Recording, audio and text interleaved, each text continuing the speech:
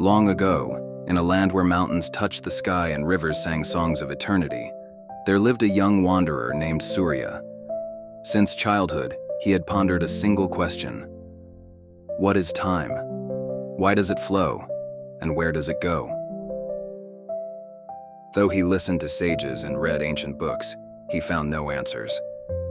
Finally, he decided to embark on a journey to seek those who knew the truth about time. Surya walked for many days until he reached the desert where the first sage, the keeper of sand, resided. The sage, sitting among the dunes, let the sand slip through his fingers. "Master, what is time?" Surya asked.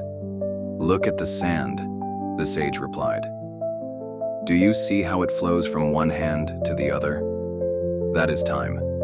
You cannot stop the grains, but you can feel them." Surya pondered these words, but did not feel satisfied. He thanked the sage and continued on his journey. Surya continued on his journey until he reached a valley where the second sage, the keeper of the river, resided. The sage sat by the riverbank, gazing into the flowing water. "Master, what is time?" Surya asked. "Look at the river," the sage replied. "Time flows like water. It never stops, always moving toward the ocean. If you try to hold back the river, you will lose its essence." Surya reflected on these words, but he still felt that this was not the whole truth.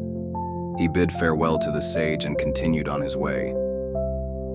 The wanderer set out on his final path until he reached the mountaintop, where the third sage, the keeper of stars, awaited him. The sage raised his hand toward the sky. "Look at the stars, young one. You see them as they were many years ago. Light takes time to reach us. Time does not merely flow.